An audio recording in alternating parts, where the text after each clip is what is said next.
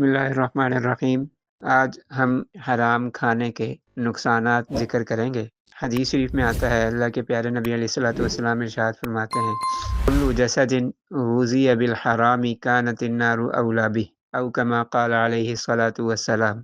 اس حدیث مبارکہ کا مفہوم یہ ہے کہ ہر وہ بدن، ہر وہ جسم غذی بالحرامی، کہ جس کو غذا دی گئی یا جس کی پرورش کی گئی حرام کے ذریعے سے، یعنی حرام خوراک، حرام کھانا اس کو کھلایا گیا، اور وہ حرام خوراک کھانے سے وہ جسم بڑا ہوا، اس کی نشو و نما ہوئی، تو کانت النار اولی بہ، تو ایسا جو بدن ہے، ایسا جو جسم ہے، وہ اس بات کے زیادہ مستحق ہے کہ اس کو دوزخ میں ڈالا جائے۔ تو آپ کے سامنے حرام کھانے کے کچھ نقصانات ذکر کیے جا رہے ہیں۔ نمبر 1 یہ ہے کہ جب انسان حرام غذا کھاتا ہے، حرام کھانا کھاتا ہے، تو انسانی جسم معطل کر دیا جاتا ہے، یعنی انسانی جسم سے جو کام سر انجام دیے جانے چاہیے، یعنی انسانی جسم کو کھانا کھانے کے بعد جو کام سر انجام دینے ہیں وہ سر انجام دے نہیں پاتا۔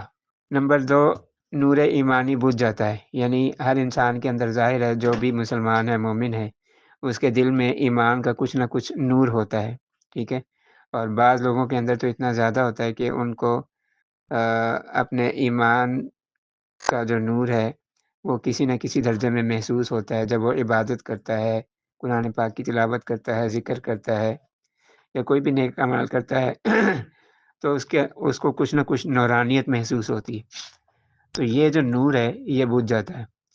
نمبر 3 یہ ہے کہ دل کی دنیا ویران اور بنجر ہو جاتی ہے۔ نمبر 4 یہ ہے کہ شیطان اس کے دل پر قابض ہو جاتا ہے۔ نمبر 5 یہ ہے کہ دل میں بے سکونی اور بے چینی سی عجیب سی کیفیت پیدا ہونے لگتی ہے۔ نمبر 6 یہ ہے کہ دعائیں قبول نہیں ہوتی۔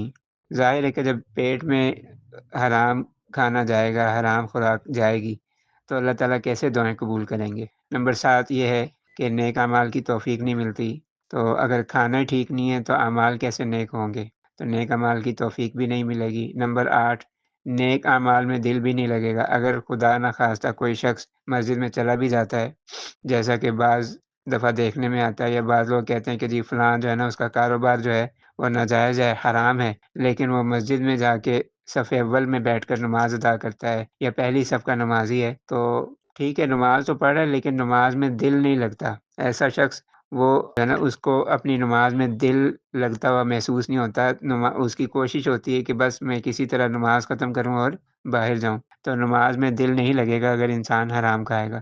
اور نمبر 9 یہ ہے کہ پاکیزہ زندگی حاصل نہیں ہوتی۔ نمبر 10 یہ ہے کہ اس کے مال جان عزت آبرو میں برکت نہیں ہوتی۔ نمبر 11، بیوی بچے نافرمان ہوتے ہیں۔ اور نمبر 12 یہ ہے کہ ایسا شخص جو حرام کھاتا ہے وہ معاشرے کے لیے موذی جانور بن جاتا ہے۔ موذی جانور سے مراد یہ کہ تکلیف دینے والا جانور، تکلیف دینے والا جانور بن جاتا ہے۔ کیا مطلب کہ جیسے ایک جانور ہے، جانور سے بھی کوئی خیر کی توقع نہیں کی جا سکتی، کسی بھی وقت کوئی بھی جو ہے نا وہ حرکت کر سکتا ہے، لیکن اگر ایک ایسا جانور ہو جو تکلیف دینے والا جانور ہو، تو اس سے ہر انسان ہی بچنے کی کوشش کرتا ہے اور دور رہنے کی کوشش کرتا ہے کہ کہیں مجھے اس جانور کی وجہ سے کوئی نقصان نہ پہنچے، تو یہ انسان گویا کہ موذی جانور بن جاتا ہے اور پھر لوگوں کو تکلیف پہنچاتا ہے۔ اور اسی طرح نمبر 13 پہ یہ ہے کہ جس کے منہ کو حرام کی لت لگی ہو، اس سے خیر اور بھلائی کے کام نہیں ہوتے۔